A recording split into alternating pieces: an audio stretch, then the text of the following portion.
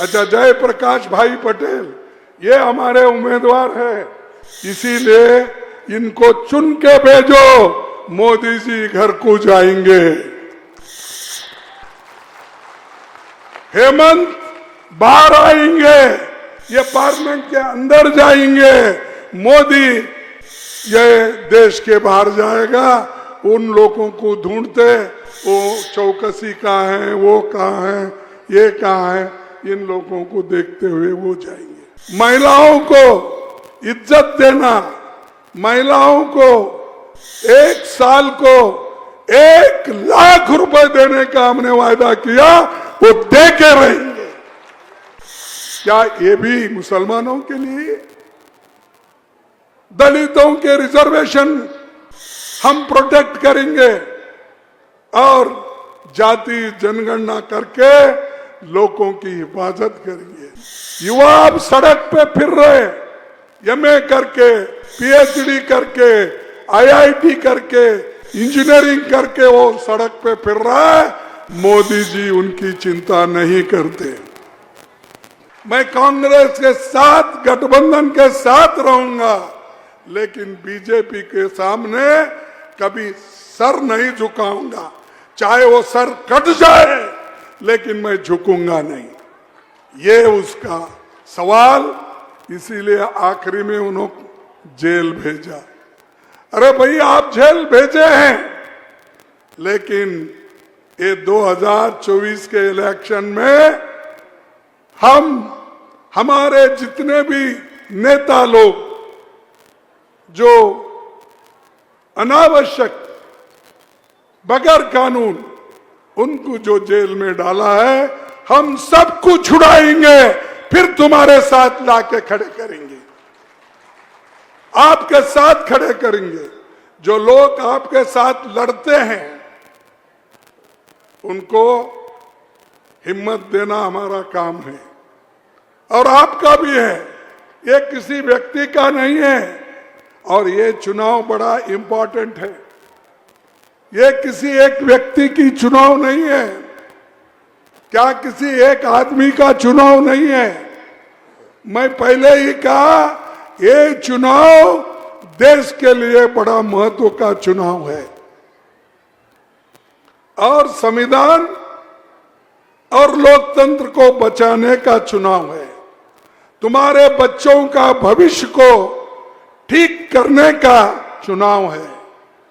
इसको आप देखिए, चुनाव तो आते जाते हैं, म्युनिसिपैलिटी के चुनाव आते, पंचायत के चुनाव आते हैं, एमएलए के चुनाव आते हैं, लेकिन भाइयों, इस बार अगर मोदी जीतेंगे, बीजेपी जीतेगी, आरएसएस सपोर्ट करके लाएगी, नेक्स्ट टाइम चुनाव इस देश में नहीं होंगे।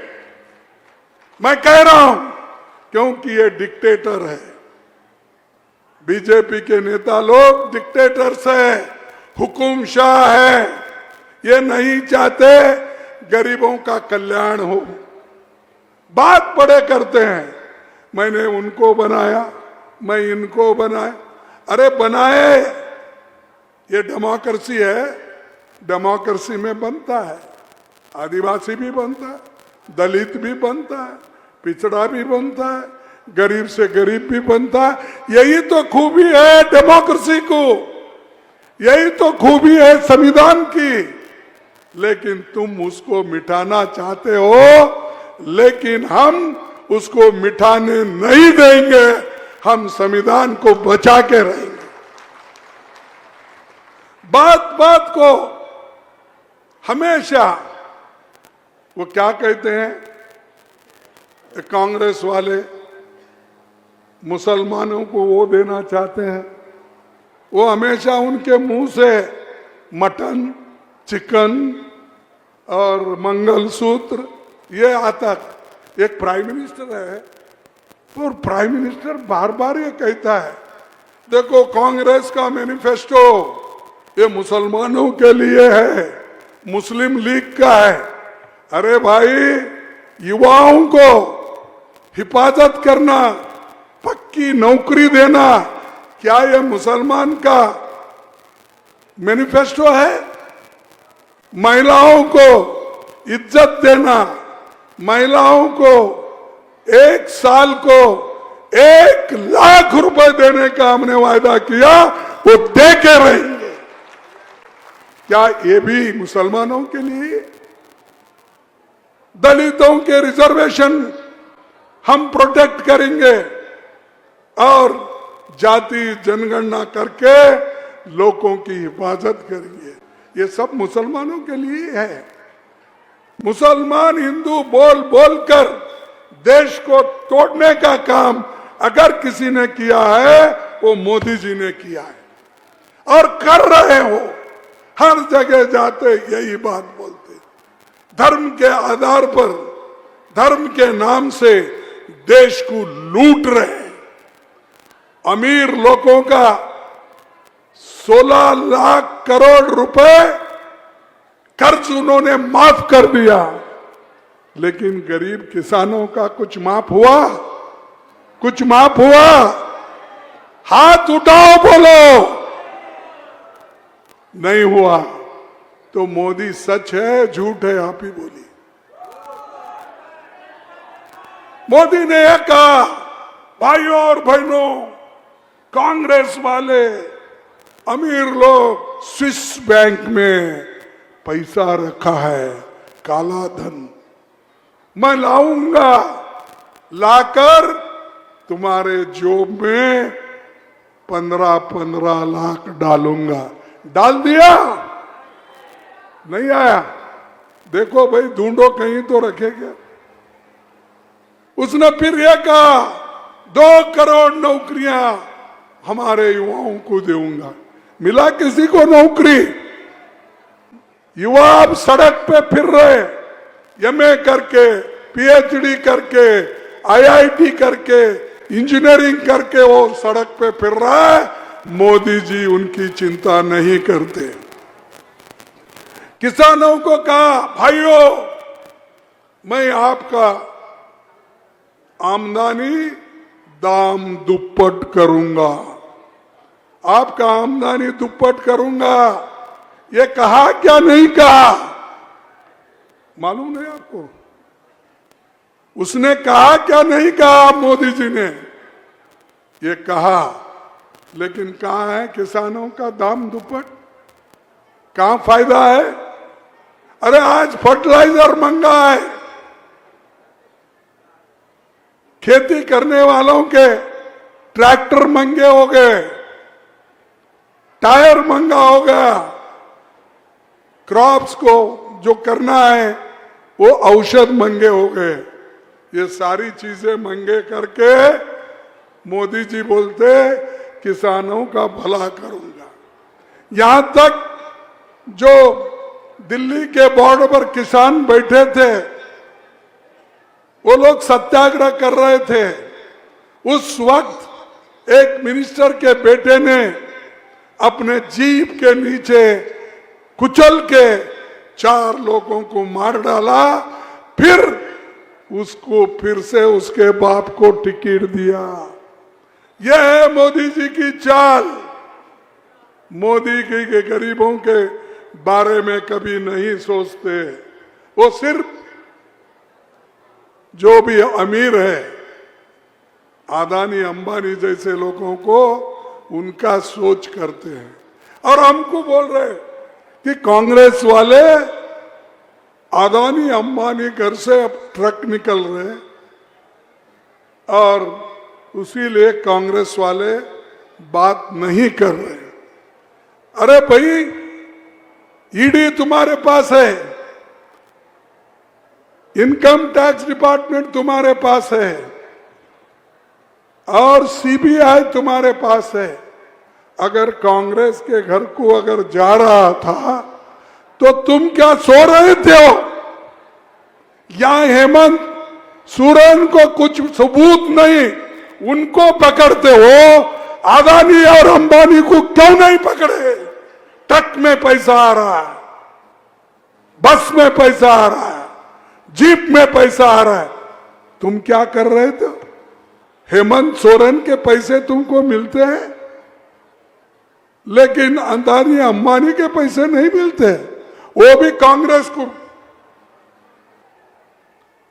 और वो भी कांग्रेस को वो लोग ब्लेम करते, दोष देते हैं। तो ये जो मोदी, मैं इसलिए बोल रहा हूं कि मोदी जी ये रिजर्वेशन को खत्म करने वाले हैं, और जितने भी गरीब लोगों का पहले से ही उनकी आंखें जल, जमीन और जायदाद पे है, वो छीन छीन कर अमीर लोगों को देने वाले ये लोग, इनके लिए हम सोच सोच कर कहाँ कमजोरी है अपनी, वो जरा मजबूती से एक होकर आप वोट दो। और खास करके ये हमारे पार्टी से जो कंटेस्ट कर रहे हैं,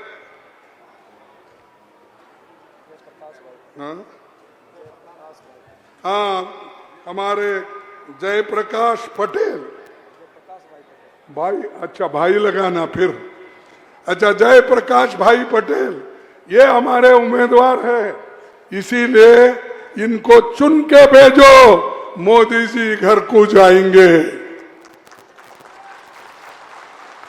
हेमंत बाहर आएंगे, ये पार्लियामेंट के अंदर जाएंगे, मोदी ये देश के बाहर जाएगा, उन लोगों को ढूंढते, वो चौकसी कहाँ है, वो कहाँ है, ये कहाँ है, इन लोगों को देखते हुए वो जाएंगे। इसीलिए मैं आप तमाम भाइयों से ये कहना चाहता हूं कि ये जो आज ईडी, सीबीआई, आईटी का जो इन्होंने गैर फायदा उठाकर लोगों को डराने की कोशिश कर रहे हैं, और इनको हम रोकना है। ये रोकने के लिए हम सभी लोग एक होना, यहाँ कोयले के खान बहुत है, बीजेपी का तो कोयला घोटाला आपको मालूम है, वो जहां भी घोटाला करते हैं वो मानते नहीं। जब कांग्रेस उनके घोटाले को निकालती है तब वो कहते हैं ये तो होते रहता है। तो इसलिए भाइयों, एक 3-4 बातें मैं करूंगा। जो एक तो 5 हमारे न्याय है, मैंने जब भी गिना कि युवा न्याय, नारी न्याय, श्रम न्याय और अपने एक जनगणति, ये इसका न्याय हमने दे रहे हैं, लेकिन इसके साथ 25 गारंटी दे रहे हैं। 25 गारंटी वो हम महिलाओं से लेकर युवाओं तक और कहीं देश के किसानों तक हमारा पहुंच है। ये जरूर करके हम दिखाएंगे। हम कैसा भी वक्त आने दो, एक होकर ये चीजें हम करेंगे। पैसा तो इन्होंने बहुत बनाया, टीके वाली कंपनियों से पैसा लिया, गुजरात में पुल गिर गया, वो कॉन्ट्रैक्टर से पैसा लिया, उत्तराखंड में सुरंग बनाने में पैसा लिया, हर किसी से मोदी जी से चंदा, जो चंदा देता है मोदी जी ने उसको धंधा दिया, कॉन्ट्रैक्ट दिया, और इतना पैसा लिया इलेक्शन में उनके पास, उनकी कंपनी घाटे में है तो भी लाओ लाओ लाओ लाओ लाओ लेकर भर दिए। आज बीजेपी पार्टी इतनी अमीर बन गई है, दुनिया की सबसे बड़े अमीर पार्टी ये जो हमारी बीजेपी वाले हैं। कहां से आए पैसे? एक बार तो थैला डाल के तुम चंदा पूछते थे, अब कहां से इतने पैसे तुम्हारे पास आए? क्योंकि लोगों को डरा डरा के 800 लीडर्स को तुमने धमकी देके पैसे वसूल किया, उनको पार्टी में लिया। और दूसरी चीज मैं बताना चाहता हूं, जो उनके पार्टी में जाते हैं वो स्वच्छ बनते हैं। यह शाह मोदी जी कांग्रेस के पास अगर झारखंड के हमारे हेमंत जी के साथ है या टीएमसी के साथ है या आपके साथ है या किसी भी पार्टी के साथ है, शिवसेना के साथ थे पहले, उन लोगों को पकड़ते पकड़ते उनको डराते उन्होंने अपने पार्टी में लिया। किसी को चीफ मिनिस्टर बनाना, किसी को डिप्टी चीफ मिनिस्टर बनाया, किसको मंत्री बनाया। अरे भाई, जब तक हमारे पास थे उनको तुमने कहा ये करप्ट है, करप्शन मैं कभी टॉलरेट नहीं करूंगा, भ्रष्टाचार के खिलाफ हूं बोले। अब कहां है आप? वही भ्रष्टाचारी इनके मंडी पे इनके बगल में बैठे हैं। आपको मालूम है ना, ये मंडी पे बैठे और वो लोग अब स्वच्छ हो गए, क्योंकि शाह के पास एक बहुत बड़ी मशीन है। लॉन्ड्री में एक बहुत बड़ी वॉशिंग मशीन उन्होंने खरीदा है। कपड़े डाले तो धो के आते हैं, ठीक है, लेकिन इनके पास ऐसा मशीन है, आदमी कलंकित आदमी भी अगर उसको अंदर डाले वो क्लीन होके बाहर आ जाता। यह शाह की और मोदी जी की जो कहना है कि वो क्लीन हो गया क्योंकि वो बीजेपी में आया। तो इसलिए ऐसे लोगों को आप दूर रखिए और कांग्रेस पार्टी के उम्मीदवार को आप चुनिए। और हर जगह जो गठबंधन के हैं, हमारे झारखंड के और कांग्रेस के, सीपीआई के और दूसरे पार्टी हमारे आरजेडी के, इनको जिता के लाओ और आप देखो इस देश में एक नया उत्साह, नया ऊर्जा आएगा और हम लोग एक संविधान को और लोकतंत्र को बचाएंगे। बचाएंगे या नहीं? बचाएंगे। आप शपथ लो, घर घर जाओ, लोगों से मिलो और हमारे जितने भी गारंटीज है वो बताओ, तभी कुछ होता। घर में बैठे तो कुछ नहीं होता, घर घर आपको जाना पड़ेगा। मैं इतना कहते हुए अपना विराम लेता हूं, लेकिन आखिरी में 2 स्लोगन मैं देता हूं, आप कृपया करके अपनी आवाज मेरे साथ देना चाहिए। मैं कहूंगा मोदी हटाओ, आप कहेंगे देश बचाओ। मोदी हटाओ, मोदी हटाओ, मोदी हटाओ। जय हिंद। अरे जय हिंद तो देश का नारा है, ऐसा जोश से जय हिंद, जय हिंद। आप सभी को धन्यवाद। शांति से सुने। और एक बार मैं अपील करूंगा, ये हमारे पटेल साहब को, भाई पटेल को, जय प्रकाश, थोड़ा सा बीच में, हाँ।